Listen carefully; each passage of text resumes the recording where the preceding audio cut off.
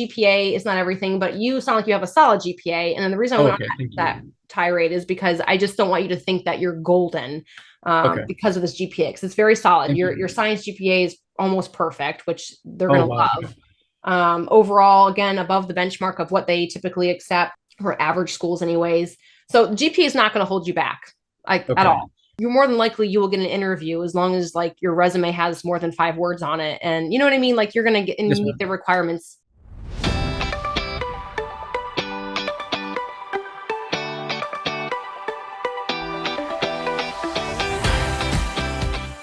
Well, hello everyone. Welcome back to another episode of CRNA School Academy podcast. I'm your host, Jenny Finnell, and today I'm super excited and pumped because we actually have a CSPA community member, a guest on the show. Welcome, Colby, to the show. Hi, thank you for having me. Thanks. I'm so excited to have you here. And you guys, kind of how this all came about. I know I don't do this very often. I like doing this, so I would love to do it more. Is Mhm. Colby actually asked a question on Instagram, and I was like, that'd be a really good topic to bring on the podcast because you're not the only one who has this question.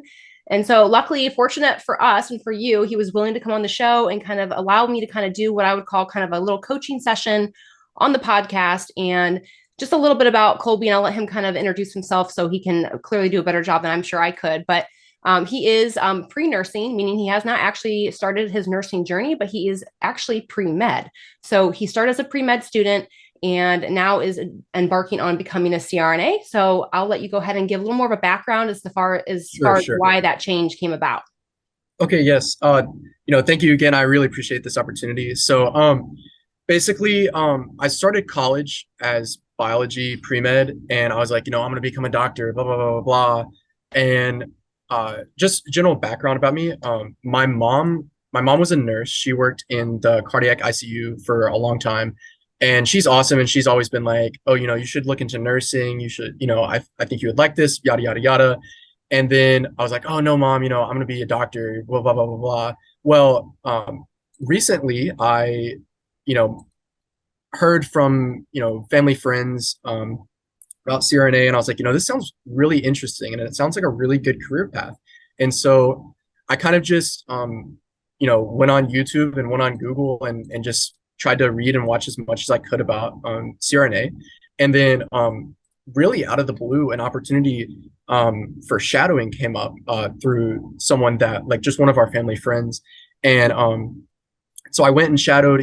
This guy's an anesthesiologist, so an MD, and so I went and shadowed him. This was like over the break, and I was like, this is really great, and he let me shadow all of the CRNAs that work in their anesthesia group, Mhm. and I was like, this is awesome. This is really what I want to what I want to do, and I feel like at least what I've seen, it's a really good blend of, like we were saying, Miss Jenny, like a blend of pathophysiology and like pharmacology and like really like direct patient, contact. So I think that's a really, really enticing. And so, yes, ma'am. So I changed my major from bio to nursing, and I actually only had one more semester of pre-med classes to take.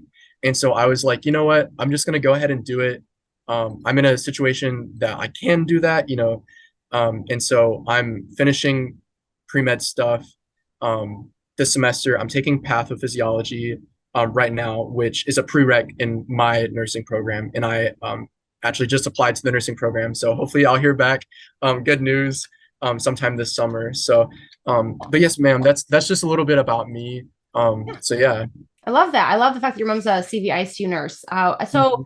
a question that might be that's on my mind anyways, and maybe others Yes, listening ma'am. is when you shadowed the anesthesiologist and then were put in rooms with CRNAs, was it the fact that you saw CRNAs doing most of the direct patient care is what enticed you to go Oh, that path versus MD? absolutely. So I shadowed an anesthesiologist, and he was awesome and he was really nice. But one thing that I noticed, and this was like after I'd already been like, okay, I just thinking about CRNA, you know what I'm saying? Mhm. And so I was put in the OR with them and with the anesthesiologist and the CRNA, because I don't know if this is like a unique thing, but at the anesthesiology group that is in my region, I think it's like CRNAs do all of the actual anesthetic procedures, but they have to have an MD there to supervise them for induction and when they wake up. And so I was like, you know what, I just like how the CRNAs had such direct patient contact. And something that really stood out to me that I really was like, wow, that's really great, was one of the CRNAs was like, in nursing school and in her nursing job, I forgot what ICU she worked in. It was like, okay, you know, they would be in the bed and then give the medicine, and then maybe like a few days later they would see results and like they would get better. But the thing that the CRNA told me was like, being a CRNA and being an anesthesia provider is awesome because it's like, oh, patient's heart rate is dropping, we'll give this medicine, and then assuming it works, like it's gonna work and you're gonna see results. And it's like you can do stuff on the fly, and there's like critical thinking that's involved, and I really like critical thinking. So, but yes, ma'am. Okay, awesome. So you like the fact that the CRNAs were more present throughout the case.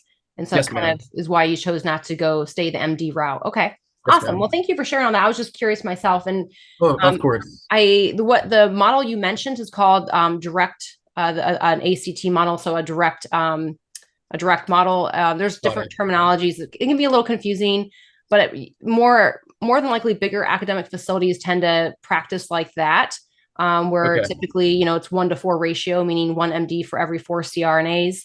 Mhm. Just to help you educate you and the listeners, Yes, there's thank you. also a supervision model practice where, and I've worked at both, and the practice I worked in, it can vary from facility to facility, but we had Mhm. 2 attendings and 12 CRNAs on staff that on like any given Oh, day. wow. Okay. Right. Other facilities that are supervision model that I almost took a job at, but I didn't. There's like, gosh, I want to say there's like 6 attendings and like almost 40 CRNAs. I mean, it's a Oh my pretty big, goodness, that's crazy. yeah. So they don't, yeah. So, but it's just very different. And then there's all CRNA Mhm. independent practice where there's no anesthesiologists. There are, obviously other physicians in the hospital, but not Okay. anesthesiologist physicians. And so it's called independent practice where CRNAs are the only anesthesia providers in the hospital. And again, you guys, there's different models, and I have a whole episode. Dig back through my episodes and listen to those. But I kind of explain some of the differences between like CRNA, MD, and AAs, which Mhm. are anesthesiologist assistants. Got So it. again, if you guys all want to check that episode out, you can kind of get more juice on that there. So, all right, well, thank you. So Yes, of course. now you're here. Now you're embarking on nursing, which is so exciting. And I would agree. The one I love about nursing and kind of what I think CRNAs are very special in my own mind is because we really develop that empathy and that compassion and that Mhm. firsthand touch when you're with them in the ICU. The ICU time is hard, but what I will say is that brings upon growth as a Mhm. provider. It allows you to kind of get like that sixth sense, is what they will call it, where you kind of have no impending dooms coming. It allows you to develop a rapport with your patients and the family. It really Mhm. gives you very, very practical hands-on experience that, yes, it's very different as an anesthesia provider, but like I know for me, when I go to pre-op and I can communicate with my patients and understand their fears, their anxieties, because I was with them all the time in the ICU, it gives you that really unique, compassionate way of communicating and being present. And I know you said your mom's a CV ICU nurse. And so Mhm. when you're an ICU nurse, you care for people in their most vulnerable state. And that's exactly what anesthesia does too. And so it's a lot of Mhm. similarities, yet a lot of differences. But Right. I think that really enhances our practice overall. That's really Um, good. so let's get into some of the things you had questions about. So you Mhm. really want to talk about things you could do now to prepare for Yes. CRNA school. And I guess I kind of even forgot to like talk about what this episode's about, but we're going to kind of touch on, you guys, what are some things you should be doing in nursing school prior, or not in nursing school, prior to nursing school, if you're planning on CRNA. So this is pre-nursing school, planning for CRNA. What are some steps you should be doing? And Colby did a great job, honestly, outlining some of these Oh, thank you. questions. I was really impressed because the fact that you're already thinking about these things says to me that you're doing a great job. Um, Thank you. That means a lot. yeah, yeah. So essentially, he wants to be able to set himself up for success, which I love. The planner in me is so happy with this. So one of his first questions was jobs in nursing school, and I love this question because a lot of students will take that easy kind of, you can study at work kind of job, or I mean, I had friends who did it too. Instead of working in the hospital, they just were at like a, oh, I forget what they call it, but essentially you can like essentially work and study. It's called like a work study, where you go Okay. somewhere, you do very minimal work and you actually can study while you're technically getting paid. So it's very Okay. tempting. And while I'm not saying that may be what you need, But I equally think that a lot of nursing students can kind of get themselves into trouble when it comes to graduation because they have no practical hands-on experience as a nurse's aide. And so most residency programs that are taking ICU nurses as new grads will expect you to have some type of experience in the hospital with a patient care, preferably even in the ICU, right? So as far as the nursing school job, typically once you start your nursing program, you can, after I think it's the first semester, you can automatically, you don't have to take the CNA exam. You automatically, you're called an SNA, which is a student nurse assistant. I think that's what they called them when I went. You hear the terms interchangeably: CNA, certified nurse assistant, or SNA, student nurse assistant. They mean the same thing, the same job, except one is a nursing student who kind of bypassed the certification, right, to become a CNA. That's what I recommend because you don't have to pay for the certification, and after you get your first semester of nursing done, you're going to have some more knowledge under your belt. It just saves you the extra step of doing it now. There's no need to do it like before you start your nursing program. But once you get that first semester under your belt, you can stop working. Like I worked at I was a belayer at a rock climbing wall. I served up like 2 a.m. At Mirror Lake at Ohio State. So like all the drunk kids, I sort of give up those jobs. Yeah, give up those jobs and get into the hospital. And try your best to work your way into the ICU. You don't have to work in the ICU, but I encourage you before you graduate, spend at least a year in the ICU as a nurse's aide. And this is also really key, you guys. Make sure you're exploring different ICUs at this time.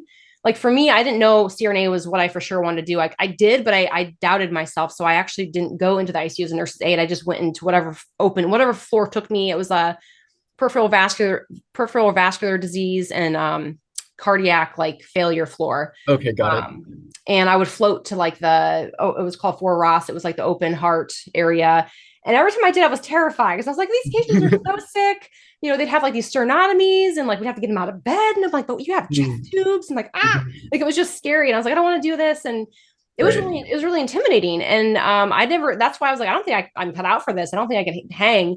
And then I kind of got the CRNA bug when I was like, dang it, Jenny, if I don't at least just go for it, I'm never going to know. Right. So I was like, okay, I'm just going to see what kind of ICU jobs are out there as a SNA. Right.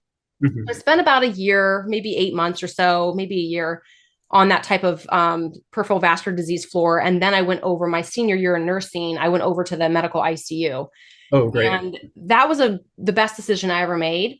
Those nurses, and maybe it was about a year and a half left in my journey total, but they took me under their wing. They were like my work parents, just a really great homey unit that just those nurses, they were so caring, compassionate, and you won't experience it everywhere, which is why I challenge you not to be married to whatever you experience. If you get a bad experience in an ICU as an SNA, try a different ICU. You want to find an ICU that will support you in your personal growth. If it's a toxic work environment, leave. Find another ICU.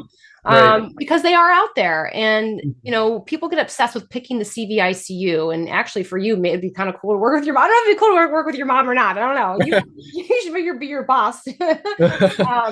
But that being said, I think it's not really about so much like the CV-ICU versus MICU-SICU as it is find a unit that will support your growth.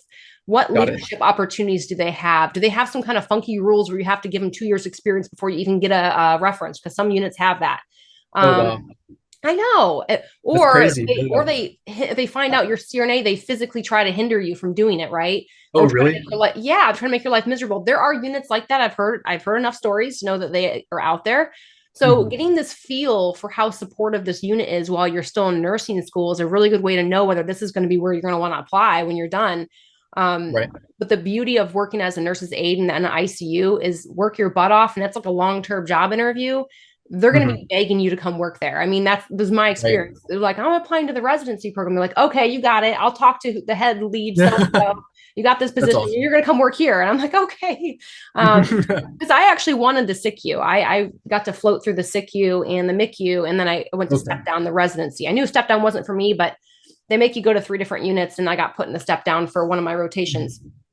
And the SICU, I love the patient population, right? Because it was surgical. I got to more touch with the anesthesiologists and the CRNAs and kind of could understand the surgical aspects. So that's kind of why I wanted the SICU.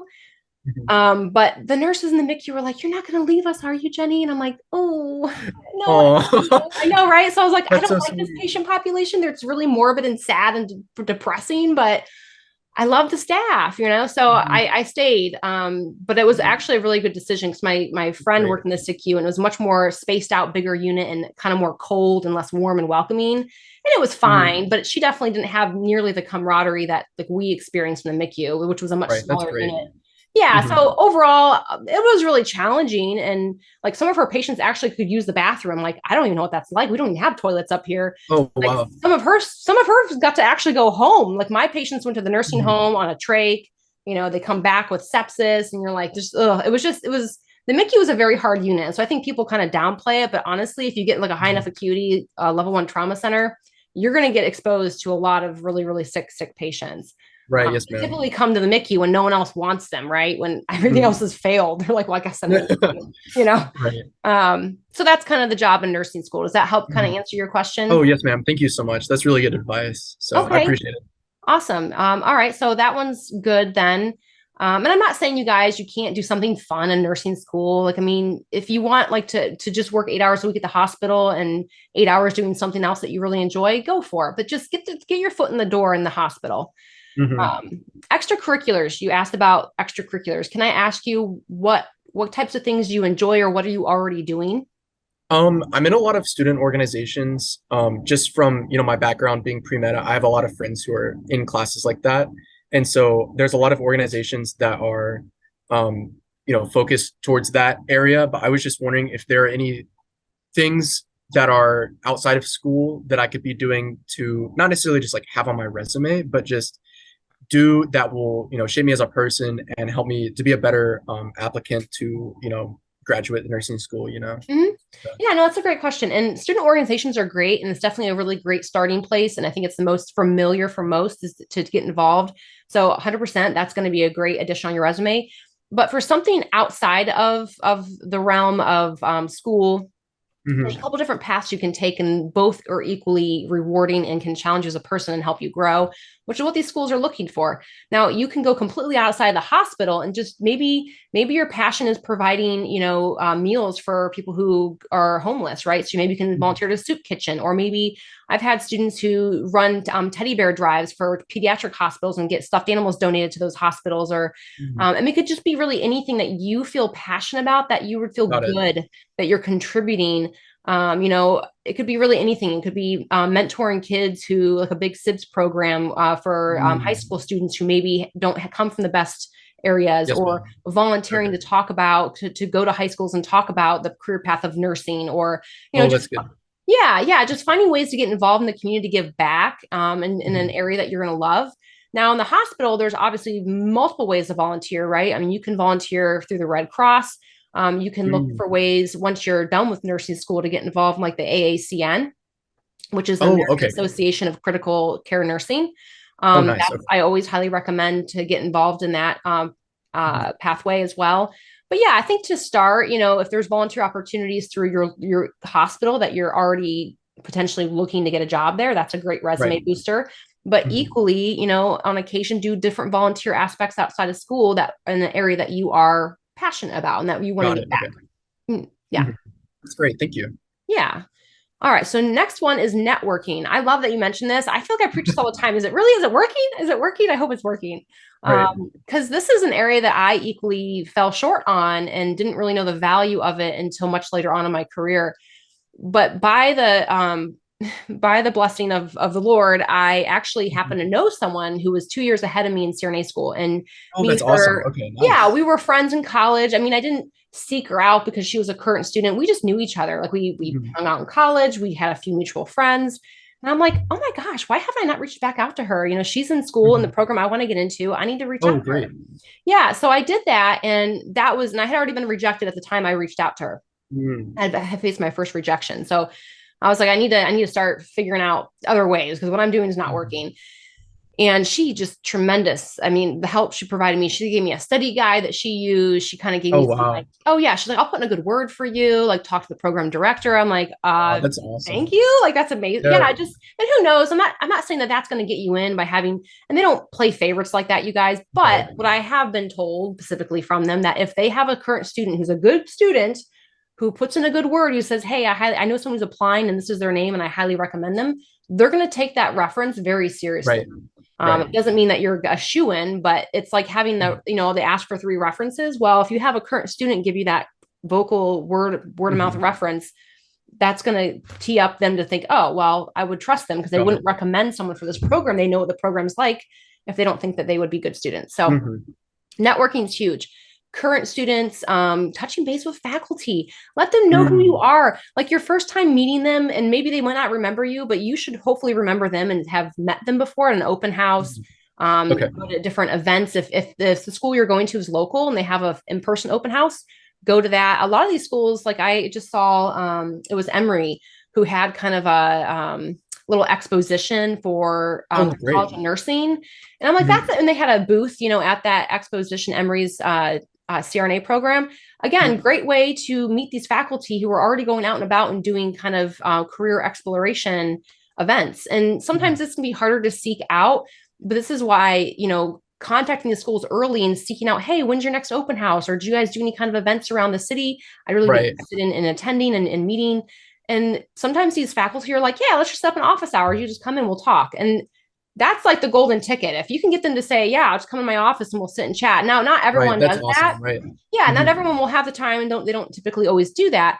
But a lot of faculty will. If you have a nursing student, reach out to them who is really gung-ho and just wants some FaceTime with them, they'll bring them in for a one-on-one just to sit and chat. And that's such a great way to kind of like icebreaker and kind of a non-threatening way to meet someone. I'm sure it's still nerve-wracking, but it's not your interview day. Yes, ma'am. And what's cool about that is if you stick with that and you go every year to their open house and they get to know you by name, and when you show up on that interview day, they're going to be like, hi, Colby. Nice to see you. Right. Yeah, exactly. So I think that that's a really cool way to play it. And the fact that you have the time now to actually build that relationship is awesome.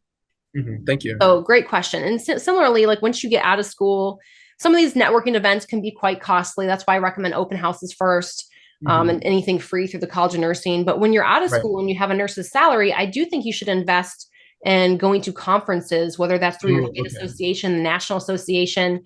I do think that's very worthwhile. But again, I don't think that needs to happen until after you're done with nursing school and you're at least getting an RN salary to kind of help compensate. It is, $400 or $500 plus travel. It's not cheap. Right. Thank you. Yeah. Okay. Next question is extra classes for CRNA school, like biochem and OChem. Can I ask what you currently have? I know you're a pre-med, so you. Oh, sure. You want me to just tell you like all of the specific science classes or? Sure. Well, we can do that, but do you already have biochem or OChem, or are you questioning what kind of chemistries that you need? Oh, so I have general chemistry 1 and 2. Organic chemistry 1. I'm taking organic chemistry 2 right now, and I'm taking general biochemistry right now, and I'm also taking genetics. I don't think that genetics will like actually have anything to do with CRNA school, but anyway. And so those are the, I guess, quote unquote upper level classes. Yeah, I can already tell you have way more than most nursing students will ever have. Oh, right. So, I guess it's just luck of the draw and just everything that happened. Well, most time, that's why you said any additional, I'm like, usually pre-meds usually have more than they need. And you definitely do. So it's pretty toxic, but it's okay, I guess. Yeah, I mean, they're hard classes. I mean, they're hard classes. So most nursing programs, and it's so different. And that's why I asked specifically about those classes, because some nursing programs, like I even have a cousin who went to a well-known 4-year college, and they just give her an intro to chemistry. I'm like, that's it. And I'm like, that's not even a real course. No, that's here at my university. I'm like, what is this? Like, and I told her, like, if you go back for CRNA, you're going to have to step it up a notch. And she just laughed. Right. So those are the issues we see. This is some nursing programs don't even really have their nursing students take a thorough chemistry course. And so then you would need, Chem 2 or OChem. And typically some schools require OChem. So some nursing students only have Chem 1 and Chem 2, and they have no OChem or biochem. And these schools like to see either one or the other. So not that you usually don't need biochem and OChem, but they would like you to see you take one or the other if all you have is Gen Chem. Got it. Okay. Anesthesia school is mostly OChem. I will say that. Like, I've never took biochem, so I guess I can't speak to that. But I do remember in anesthesia school, if I can talk, the chemistry we did cover the most tended to be OChem. But like the basic concepts of chemistry that you learn in Gen Chem are in there too. So that's why it's kind of a blend of both. That makes a lot of sense, right? Yeah, and genetics, you're right. That won't help you any, but it's still a science course, so still make sure you focus on that. As far as the rest of the year, you probably have math. Yeah, so I don't have calculus. I have just college algebra, and fine. I have, like I said, statistics. So stats. Okay, there's only one program. I want to say it's UAB. Is it UAB? I think it's UAB.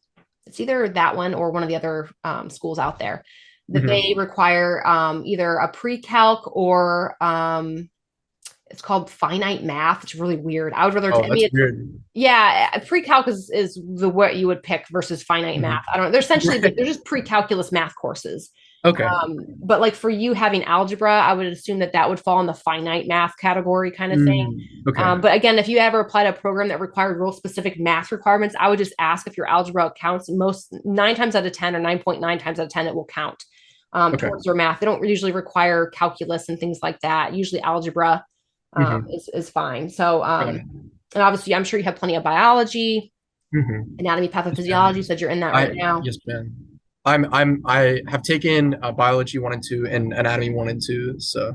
Oh gosh, yeah, you're covered. You're covered there. But as far as like any extra classes, you mentioned stats. Some schools only require undergrad stats. Some schools require grad stats, right? Right. So most schools don't require grad school stats, but the outliers that do, you would need to get a graduate level stats course. But that's not the majority of schools. So just understanding your school's requirements will help you with that. And I know you were concerned about courses expiring, and you mentioned stats. That is something to keep in mind depending on how long you need to work after school. I don't know if your programs require 1 or 2 years of ICU experience, but some schools require that their science courses be within those 5 years. And that's kind of hard. That's kind of like you have to have done it to CRNA school, really, especially if you took it at your freshman year. Right. But reach out to them, ask, because I feel like they only have that requirement for very specific courses. And I don't give or take stats, right? So they may only care about chemistry, right? Or biology, or not biology. They probably care more about chemistry and like A&P, anatomy, pathophysiology.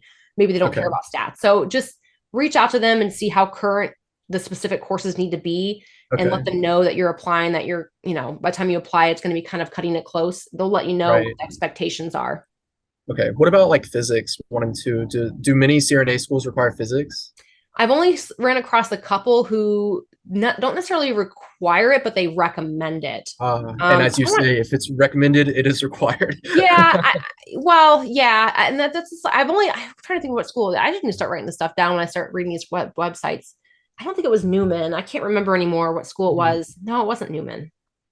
I can't remember, but there was one site that I came across that did say something about physics, which I was kind of surprised about, because again, it's not very common to see that as a prereq.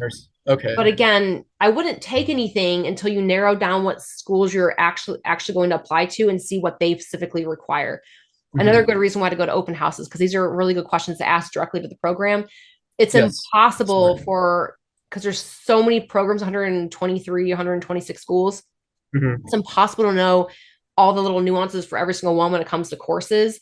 That's why it's always best to get this type of information directly from your program, because they're going to know best. Similarly, they might say, oh yeah, you could take physics, but then you're like, well, what physics? Where? And that's another thing that we see students struggle with. They might get a recommendation, but then they still don't know where to take it. Should I take it online? I take it at a community college? I have to go to a 4-year college.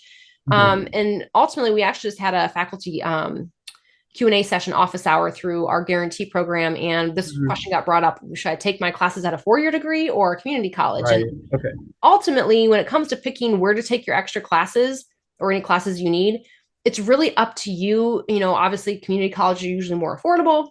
And they usually have more lenient, online courses versus going to class. Right. So again, do what fits best for you. But that being said, programs, everything being equal, if they look at a college, community college versus a 4-year degree, they will side with a 4-year degree being the brick and mortar school, probably having more challenging courses. If you have chemistry here, they know this chemistry is, if you got a B plus in this chemistry, but they got an A, they'd say, well, that's probably equivalent, Right. Okay. kind of thing. That makes sense. Yeah. And I know people probably don't like to hear that, but hey, I don't shoot the messenger. Right. No. I get that. Yeah. It doesn't Right. mean that community college is like a no-go and that they're not going to consider you. I'm just saying they understand that there is a difference usually between a community college and a brick and mortar type of school. Hey, future CRNA, another daily dose of inspiration from a CRNA School Prep Academy student. Thank you, CRNA School Prep Academy. I have applied to Case Western 4 times and got rejected 3 times. Those rejections happened before I found CSPA. After my 3rd rejection, I found an amazing mentor, Haley, through NTN's mock interview service, who told me what I need to do over the next year. I'm someone who did not do well in nursing school at the beginning with a 2.7 GPA in undergrad and a 2.74 in RN school. I didn't know there would ever be any hope for me, but I worked my butt off to get a 3.8 in my RN to BSN, and I got my CCRN at the same time. I took some advising from the program director who recommended that I take advanced pathophysiology. I got an A in that course. I continued to precept, do charge nurse on my units, and participate in some sort of committee. When I decided to do travel nursing, I was concerned I'd be looked at different. My program director at this time said while they take travelers, they found that travel nurses tend to take easier assignments than the program usually likes their candidates to take. I happened to be a charge nurse and preceptor on my current travel assignment. The director emphasized that I needed to mention this, which I did, because it put me apart from the other travelers. I also took my CSC this application year, which helped me study a lot sooner than I did in the past. I thought despite my efforts to consistently improve and prepare for my final interview at my top choice, my interview went poorly. I chose the first day, the first time slot, and I was more confident in my preparedness thanks to CSPA. Despite me not feeling the best, I wasn't going to give up. While working Hurricane Ian in Florida, I got a decision letter. I was accepted. I'm still in disbelief that after 4 attempts and 3 rejections, I finally got in. I couldn't have done it without CSPA, Haley, and the amazing mock interview mentors who have helped prepare me along the way. Use this service, it will make a difference. Thank you to all the Academy for helping me achieve what I thought was impossible. Endless thank yous. Dear future CRNA, I love this share, and you know who you are, so congratulations. I'm so incredibly proud of you. And if you're listening to this story, I would love to be able to help you as well. Be sure to sign up for our free Future CRNA newsletter just by clicking the link below in the show notes or comments. Cheers to your future. Now back to the show. All right, cool. That helps with extra classes. Yes, thank you. Yeah. Okay, so biggest hurdles. So let's get into grades. I told you to kind of let me know what your grades are if you're okay with sharing. Oh, that's fine. So my overall GPA is 3.6, and then my science GPA is 3.9. Wait, are we counting psych as science? No? Okay. So then I think it'd be like 3.95 is what I calculated, but I don't know if you do 2 decimal places. Okay. Well, what I can say is you are fine in the GPA realm. Oh, okay. The average GPA, depending on the school, some schools, the average GPA for acceptance is a 3.7. That's on the high end, meaning really? Average, meaning half below, half above. 3.7 is the average, right? Then there's some schools whose average for acceptance is right around a 3.4. That's like on the low end of what I've seen. Across the board, all CRNA schools, if you look at like across the board, the most common GPA is a 3.5. That means like average, meaning half fall below, half fall above. It's like the average is a 3.5. I have been seeing more and more schools kind of trending upwards though, meaning like the trends kind of going. And I really think it's just due to the competitive nature of how many applicants. When I started mentoring back in 2019, and the pandemic hit and I was like, I have no idea what's going to happen. I think people are just not going to apply. They're so distracted. Like they're going to see a giant dip. And I was like, everyone apply, It's crazy. It turns out it was a record year for applications. Wow. Record. That's really crazy. I know. And it stayed record, like meaning these schools are seeing usually more applicants than they ever have in the previous years.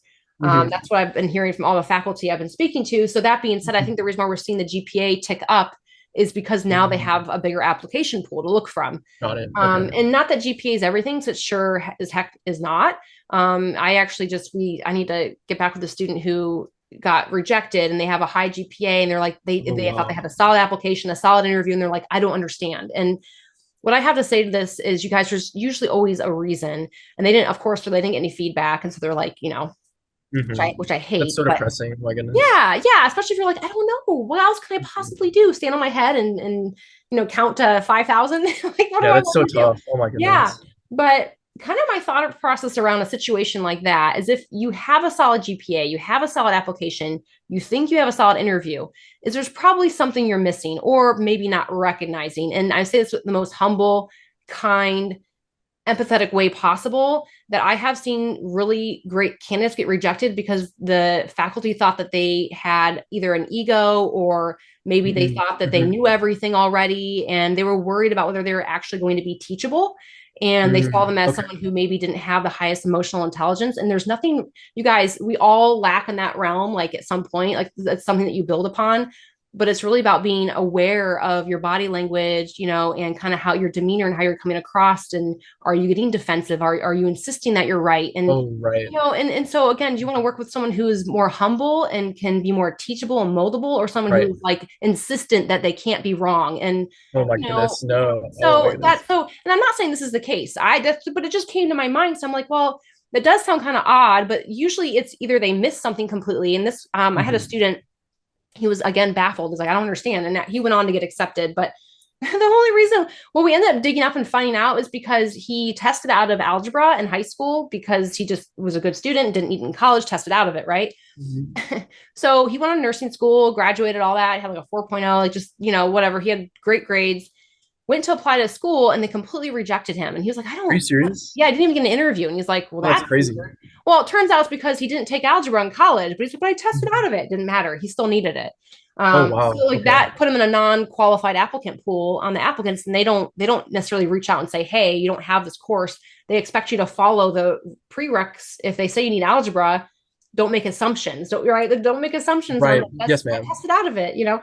So who knows what the story is with that? But I equally think that if you think you've done everything right and you have the good grades and you still don't get in, you really have to then take a humble approach and say, is there really something I could improve upon? You know, whether that was my interview and whether you thought you knocked out of the park, maybe they thought you were defensive. And that's when if you get some feedback from a mock interview and kind of can gauge. I mean, I've done mock interviews where people were like clicking pens, but I don't know if they even realize they're doing it. I don't think they do, or they're slouching back, you know? And I'm like, this is not how you interview for CRNA school, guys. Like, you know, so again, you never know. And maybe they don't think maybe like culturally, or maybe whatever it is, maybe they don't think anything's wrong with that, but the way that the faculty sees it is. And it's just all body language and stuff like that. And I've seen students who culturally too, they don't make eye contact, right? Or they've struggled, maybe their English is not super clear.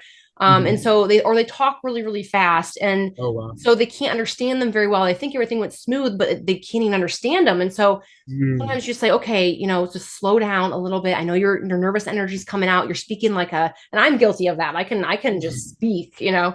Yes, me too. Yeah. So, but when you're not aware when you're nervous, and so you come out of a situation like, you know, and you're like, I think I did pretty good, you know, but like from their side of the curtain, they're like, whoa. He's like, I'm like, I need a drink, or something. So yeah, I mean, who knows what it is, but I guess, you know, GPA is not everything, but you sound like you have a solid GPA. And then the reason I went on that tirade is because I just don't want you to think that you're golden because of this GPA, because it's very solid. Your science GPA is almost perfect, which they're going to love. Overall, again, above the benchmark of what they typically accept for average schools anyways. So GPA is not going to hold you back at all. You're more than likely you will get an interview as long as like your resume has more than 5 words on it. And you know what I mean? Like you're going to get and meet the requirements. Okay. I was going to ask, do nursing classes count as your science GPA? So like, I would assume like patho counts as a science GPA. And what about pharmacology? That would probably, They do look at pharmacology. Now, I will say most schools only look at your core courses, which are things outside of the College of Nursing. So even though, and that's why a lot of these pre-CRNAs kind of get hosed, because they're like, but I got a 4.0 my BSN. I'm like, that doesn't matter. And I mean, it does, but it doesn't matter the way the science grades do. So, because you can have a 4.0 and an overall 3.6, but your science GPA might be a 3.1. And they're like, are you going to hang with all the science courses we have? Because we're going to throw it out you like a fire hose here. You know? I'm sure. Oh my goodness. So that's their worry. But there's always ways to get around that, like taking a current graduate level course and doing well and proving that you're ready and able to stand up for that a graduate level science course rigor. But yeah, I mean, they do look at nursing courses for sure. Like you mentioned, the pharmacology, anatomy, pathophysiology. But for the most part, when they figure out your science GPA, other than kind of those few things you mentioned, They typically only look at like your biologies, your chemistries, things that are technically out of the Okay. College of Nursing that won't start with an NUR. Oh, I'm great. not Yes, saying ma'am. you should brush off your nursing courses at all, but Oh, because no. they still look at overall, right? Yes. Um, but yeah, so for the most part, it's not like your nursing classes don't matter at all, but they just don't impact your science GPA as much as your prereqs do. Got it. Okay. That makes Yeah. sense. That makes Mm-hmm. sense. Okay, cool. All right. So, imposter syndrome. That's so sad to hear. Okay. Well, let's talk about this. I have a whole episode on this, by the way. It's really Okay, good. okay. It's with Nurse Mo. It's from quite a ways back. Oh my gosh, that's Mhm. so good. Gosh, it might have been Mhm. like episode, I swear, my 10. No, it's really old, but I'll go try to oldie find but it after goodie. this. Yeah. But let's talk about this. What's going on? I feel like school's hard, and life's hard. And I feel like sometimes, I don't know, I'm sure everyone feels this. I don't know if everyone feels this way, but it's like sometimes it's like, am I good enough for this, or am I smart enough for this, or whatever. It's like, or it's like just feeling that, I've you know, got on by, favors or whatever. I'm not saying that this has actually happened, but like sometimes, I feel like I can definitely experience that.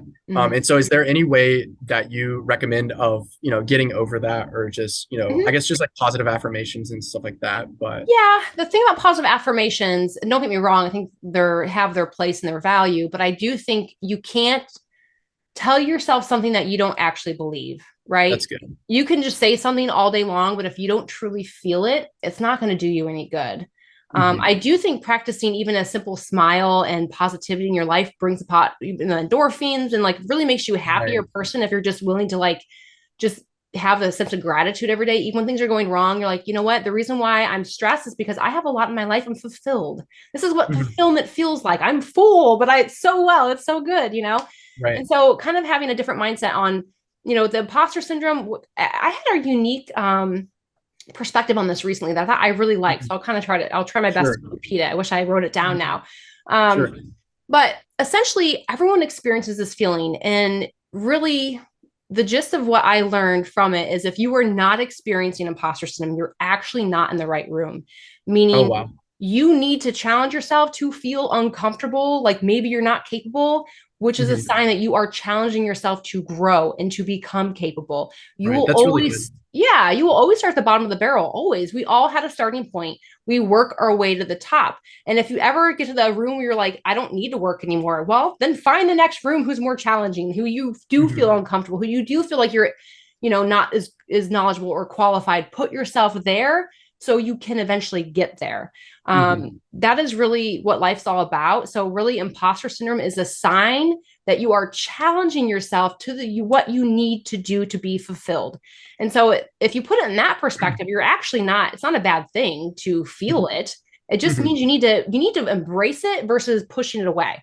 When you Yes, push ma'am. away and you're saying no, I can't. You're just not stepping. You're not pushing yourself towards personal growth, right? And I always love the phrase, no, not yet, or no doesn't mean never. Right. I say it That's to really our, good. yeah, I say it to our kids all the time, like, no doesn't mean never, but not yet. You know what I mean? Right. And, it's hard for a 4-year-old. It's like, oh, man, but, I have to remind myself of that too, because things don't always turn out the way that I wish they did. And I work, so you can work hard at something and not have the results you want. And then you just Yeah. have to say, well, I can either do two things. I can feel defeated and walk away, or I could show back up tomorrow and I could try again. That's it. Hmm. Those are your two Yep. choices. And That's really good. really, how you frame, how you feel about the defeat really embraces on the actions you take the next day. And so Hmm. not internalizing it, making it feel like it's you that's the problem, right? You're not the problem, okay? It's just life in general produces situations in an environment that can be challenging, and Hmm. you do the best that you can, and that is something to be proud of, right? And just to Right. show up Right. for yourself and what you want to Hmm. achieve in your life is something to be proud of. So I don't know Yes, if that ma'am. That's helps, really good but advice. I like how you said how, you can either walk away, or you can, come back the next day and try to hit it even harder. So that's really wise. So, yeah, or a different strategy too. I mean, sometimes that's mhm, why I said before, the person who's like, I don't understand, I've done everything right and I still didn't get acceptance. And I'm like, mhm. the harsh reality of that situation is maybe not everything was right. And Right. I know that's And hard that's to hard to hear. hear, right? Yeah, it is Hmm. hard to hear, especially when you put all your blood, sweat, and tears into something. But we will all experience these defeats, you guys. And if you don't understand how to take it, and this person, again, I'm sure they're beating themselves up personally, right? And Hmm. that's not conducive to moving forward. What they said is they wish they didn't get their hopes up. that's a terrible place to be. Right. You know, instead of feeling like defeated, that's a sign of defeat, right? Mm-hmm. Is okay, well, that did hurt. I feel like that I had that hope and that excitement that this was going to be it for me, and it wasn't. And I feel defeated. I feel like I got punched in the stomach, but how badly do I still want this? And can I figure out a way to improve? Can I figure out with no feedback and by assessment and by asking my peers? One of the things I actually was challenged to do, I have done coaching myself for my own mental status, believe it or not, because I've had my periods of ups and downs. Yes, and one of the things they had me do in this coaching was they said, go to one of your closest peers that you trust, that you wouldn't, if they gave you negative feedback, that you would be a loving mutual friendship. So I went to one of my closest friends who we lived together in college, went to nursing school, grad school, all of that. Great. And I just said, hey, Kendra, what's one of my weaknesses? And she, it was really insightful. And it was exactly what I need to hear. She's like, well, Jenny, you're one of the hardest workers I know, but you tend to take on too much. You tend to put on too much onto your plate. Or you tend to have all these really kind of wild ideas, and you just tend to go after them all, and like you end up kind of spreading yourself too thin. Right. I really relate to that. yeah. And I'm like, that's really good. And from that, what I started practicing was the ability to say no, and also the ability to set boundaries, and realizing that when I say yes to one thing, I'm saying no to something else. That was huge. Like the fact that when I say yes, I equally say no. Just stop and think that way. I now can say, I know you need this or you want this from me, but I have to say no. Because if I say yes to you, I'm saying no to my children, or I'm saying no to my own personal time, right? So it doesn't feel good to say no, especially when you think you're just being helpful, right? But that was a hard boundary that I'm like, I had to create within my own life to make sure that I could be sustainable, right? So I could sustain what I want to achieve. And similarly, I think a lot of people will face that in their journey to become a CRNA. So and that was kind of an off tangent kind of topic, but no, that was good. That was really good. Very, very insightful. And I really relate to that, so. Cool. Awesome. Well, I'm glad that helps. So yeah, don't beat yourself up. You're doing a great job. And, Thank you. One day be in a position, I don't think the imposter syndrome will ever go away, if I'm being perfectly honest. I mean, at least if you're doing it right, it won't. Right. Again, you're always going to strive for the next thing. Like, it's going to be like you're a CRNA and they want to put you in an open heart case. And you're like, oh my goodness. Me? Right. Okay, let's do it. I've never done it, but let's do it, I'll never forget, like they pulled me out of a room one day. I was like in a really nice, like AD Fischler room, just like super easy, whatever. But I was a open heart CRNA and did all the big vascular cases. They had a ruptured AAA coming in. They're like, Jenny, you're in there. And I'm like, oh, my day goes from this to like that. Oh, but and I was kind of nervous. I was like, oh my gosh. I'm like, okay, what is this, And I had done a handful in school, but I had never really been on my own in one of those cases. And it was ended up being fine. It was a lot of fun, actually. I was like drenched in sweat by the time I was done, but it was good. it was really fulfilling and really rewarding. So yeah, I mean, and then the good outcome for the patient too. So yeah, I mean, it's just like, put yourself in those, you're going to always experience that where you're like, okay, I guess here we go. And just kind of knowing that you're going to learn and grow as you challenge yourself. I mean, that just kind of goes with imposter syndrome. But I was also going to bring up on the next point. I don't know if we have like a set time limit or anything for this, but I was going to bring up the next point is that when I was shadowing, like I said earlier, one of the CRNAs was like, I'm going to give you some advice. Don't tell anyone in nursing school that you're going to be a CRNA, because then they're just going to think you're like a jerk or something. And I thought that was really interesting. Like, I don't really know if it's true or not. And he said that, he had some friends in school that were like, oh, I'm not going to, wipe butts, and I'm not going to do whatever in the ICU. I'm just going to go and be a CRNA and make all this money and stuff. And so I thought that was really interesting. And, obviously, like, I'm not trying to be, a prideful type of guy, and I'm trying to be humble and everything. But I was just going to pick your brain about that and just what you think about that. Yeah. Well, isn't that toxic, right? Isn't that a toxic? That's what I'm saying. Very toxic. Very toxic. So what I can say to that is I don't think that, and again, when people give you this type of advice, you guys, or when they're giving you this is because it's their experience, right? It doesn't mean it's going to be yours. First of all, whenever someone gives you some kind of bias like that, I had a CRNA my last day, one of my last weeks in clinical, say I was going to hate my life for 6 months. That was going to be so stressful. And I'm like, I went home and cried. I was like, I'm almost done with school, and they just told me I'm going to hate my life for 6 months. Oh my gosh. But then I realized she was projecting, right? She was projecting her anxiety and her experience onto insecurities, me. right? Yes, ma'am. It's not right. So first, recognize stuff like that, because you can't make that what your experience is going to be like. I did not have that experience. Now, as far as it being true, it probably depends on the person, right? It probably depends on who you're hanging out with, whether that's going to be the case. If you're hanging out with kind of mentally toxic, negative, not growth mindset, shrinking mindset kind of people, well, then yeah, you're going to probably experience those types of attitudes towards becoming a CRNA. But like for me, what I did is I gravitated towards the people in nursing school who were equally on the path to CRNA. Okay, that's great. They are, and then everyone else can just go on their merry little way, plug your earbuds in and just tune them out. It does not matter. They don't need to be your friends. They just need to be kosher, get along so that you're not fighting every day. But like find the people who are going to support you and your goals, and you would equally support them. And just, I guess, just find like-minded people, you know, that aren't toxic like that. Exactly. And I wish nursing wasn't like this, and I don't know if it's like this, if you notice this in med school, but it's like, why would we even create that culture? It's just annoying. And it is. Don't think it's something that I one person can break, but I do truly believe a group of people in a community can come together and try to break this toxic mindset that nurses have. I think it's going to take time, but nursing is such a wonderful profession, and the community itself is really wonderful, but there's a lot of old school kind of thoughts and stuff like this that really needs to be put and laid to rest. And of course, we need a culture shift and a culture change. Just like somebody who hears like, oh, I'm just a nurse. That is like the most toxic thing you could ever say. Like, oh my gosh, that's so bad. And you're directly in patient care contact. You're not just a nurse, you know. And I had a SRNA that I was mentoring in clinical the other day, and I asked her, I'm like, why did you go after the CRNA school? And she's like, you really want to know? She's like, is this the test? I'm like, it's not a test. Just tell me. I just want to know. I'm just curious. And she's like, well, she's like, I often, I'd try to pick, I'd go to the attending rounds and stuff. And I'd say, why do we choose this modality over this modality? And then I more than once was told, well, you're just a nurse. You don't need to understand why. You just need to take direction. Oh, wow. That's so crazy. Okay. And I know. But so I'm not saying that's going to be and it was never that.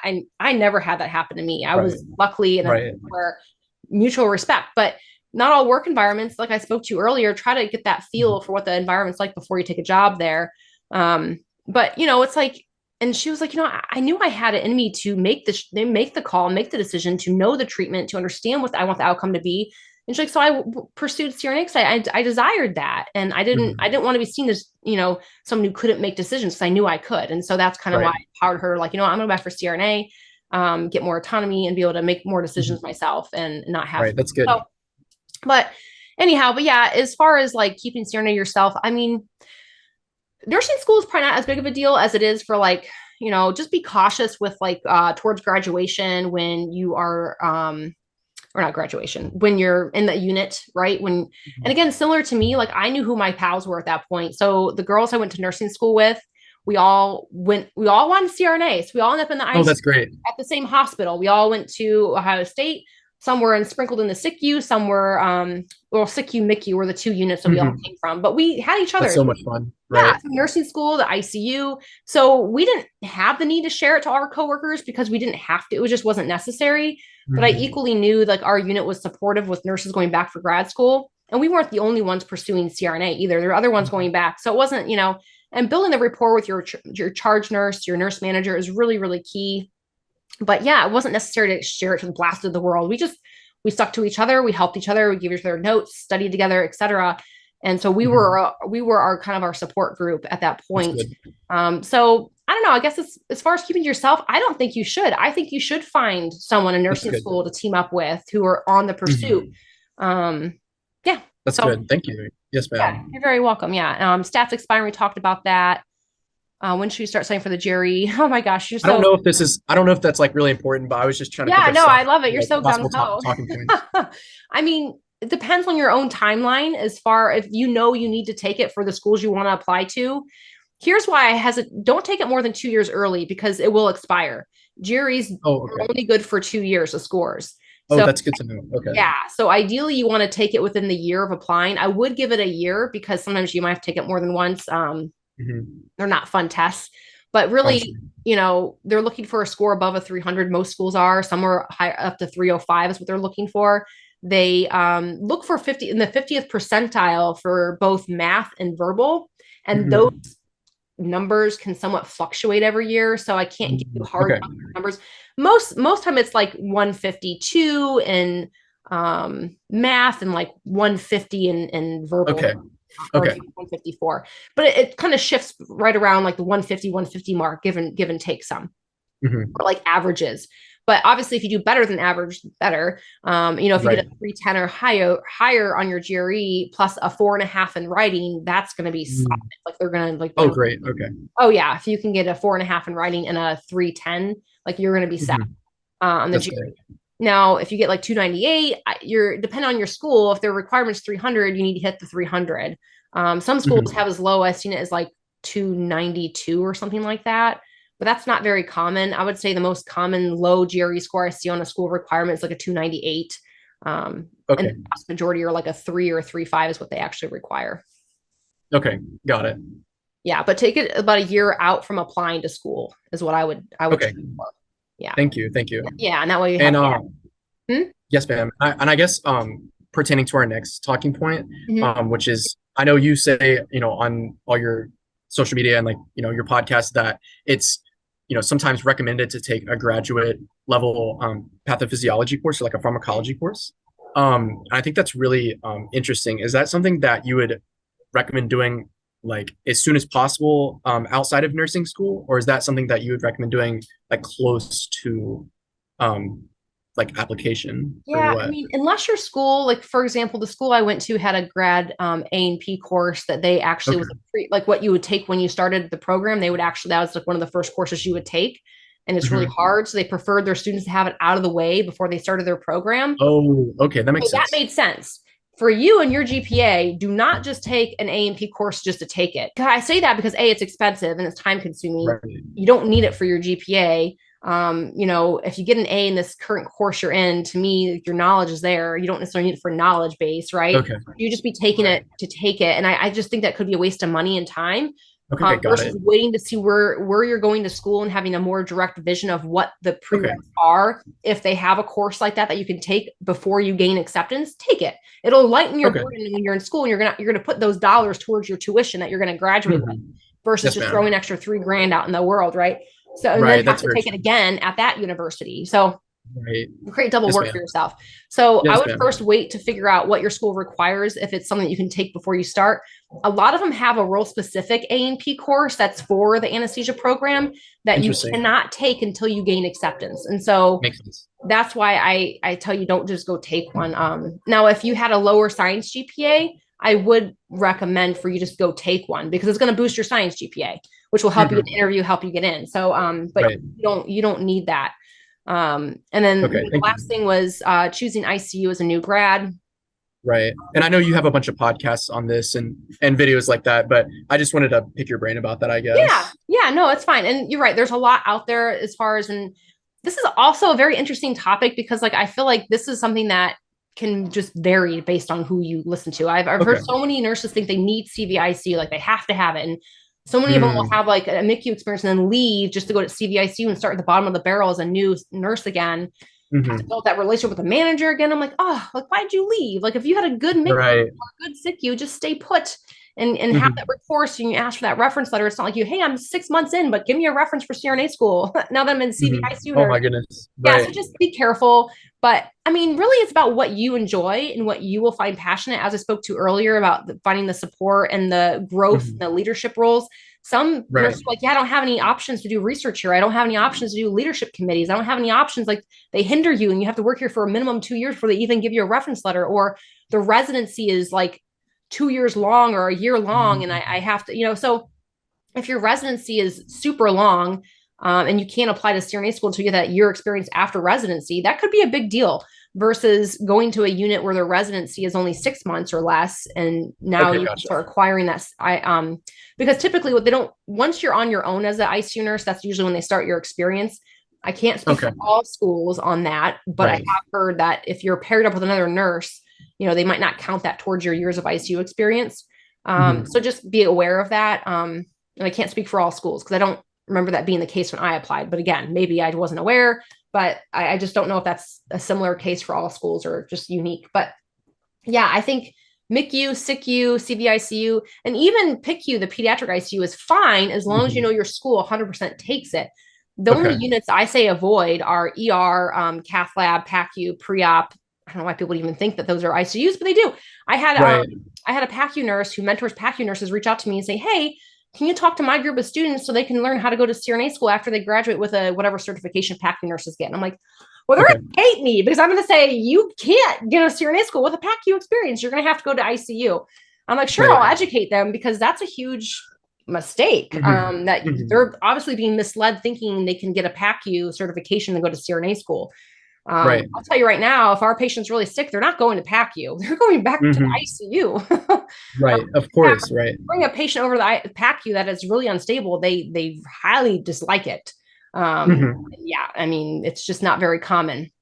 No, I'm not saying patients don't go get really sick over there. They can. They could need re-intubated or they go code. And I mean, things can happen in the PACU, but again, you're not titrating drips for a very long time, if at all. And so it's just not we're managing ventilators very frequently. So it's just, now you're holding a lot of airways and doing things like that. But yeah, so ICU, level 1 trauma, if possible, level 2 is fine too. Level 2 is the same acuity as a level 1, except the biggest difference in the level 2 and level 1 is a level 1 is typically in an academic facility that does research.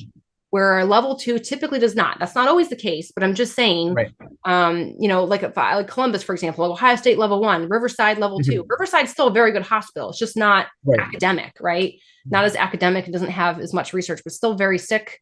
So just use your best judgment. Community college or not community colleges, community hospitals, you can get really sick patients there too, but it leaves the imagination to play, where these faculty don't know every facility under the sun. And so they see this hospital, they see that it's not a trauma ranked hospital, and your resume is very vague. It just says how long you've worked there. It's a ICU, and you're like, how often do you see ventilators? How often do you see vasoactive drips? Like, are you really challenging yourself here? And what I always say to people is, if you're in a unit where patients get transferred out because they get too sick, follow them. Wherever that ambulance is going, drive there and put a job application. That's where you want to go. Like, follow where the sick patients are going, and that is a good unit. And people are like, but that's so far away from where I live and things of that nature. I have empathy for that, and I do feel bad, but the reality is these schools they're going to pick the students who get the good experience for their interviews. And another reality kind of check is the fact that a lot of these CRNA schools are in these hubs, these cities that are around the higher level trauma hospitals, which is where their applicants are coming from. So if you live an hour outside of that city and you're working at a small remote hospital, I'm not saying that that's not going to be, I mean, you might still get in, but knowing that you're not probably putting your best foot forward. And if you're going to be willing to travel and commute to class an hour away, it would equally question why you're not willing to travel to get the experience. And that's good. Maybe that means moving a half hour outside of where your comfort zone is. So you only have a half hour drive. And so now you have families half hour, works a half hour, and of course, those things before graduation. Not always ideal, but it's temporary. And, so does that help answer your? Oh, yes, ma'am. That's really good. That's really good. So thank you so much. I appreciate you're welcome. And even neuro is fine. I didn't mention neuro. I mean, neuro is fine. Just make sure it's a high enough acuity neuro. Okay, gotcha. And they do ICP bolts. They can have patients on Prisma and neuro units. So looking for units that have things like CVVHD, ECMO, balloon pumps, Swan GANs, A-lines, different advanced life support measures, rotoprone beds, HFOV, high frequency oscillating ventilator, where you interesting. Okay, that's really interesting. Use Zygus, or what is that drug that would practically either make you live or kill you? Oh my goodness. Yeah, I mean, just kind of when you're working as a nurse's aide, this is another good time to kind of judge the acuity and make that decision as to whether this is going to be an ICU that's really going to challenge me. But not only do the patients have to be challenging, but the environment has to be conducive for your growth. So don't pick a real high acuity and have toxic work environment. You're going to be miserable. Of course. Right. Yeah. Cool. That's good. Well, thanks. Well, thank you. Yeah. Thanks, Colby. This was a lot of fun. I appreciate you coming on the show. Anything else you want to touch on before we wrap up? Oh, not really. Not really. That was really all I had. Is there anything you want to talk about? No, I think we've covered quite a bit of topics today. I think everyone, this is like a 3-part series. We should break it up into 3 parts. No, I think this is really great. And this is also really insightful for me because it allows me to kind of see where someone like you is coming from.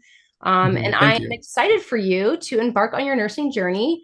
Oh, thank you so much. I really Your mom's appreciate it. thrilled. I'm sure she's like, ah.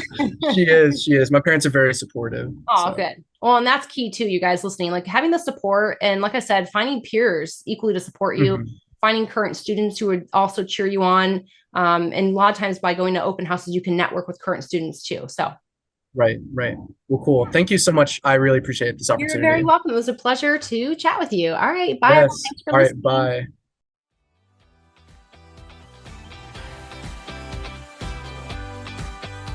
Hey, future CRNA, as always, I appreciate you and your loyalty. Thank you so very much for tuning in this week. I'd love to hear from you, so screenshot this episode and share it to your IG stories with your biggest takeaway. Don't forget to tag me at CRNA School Prep Academy so I can personally thank you. Be sure to head over to CRNASchoolPrepAcademy.com to check out our blog and gather free resources to help you along your CRNA journey. Stay strong, and I'll see you next week.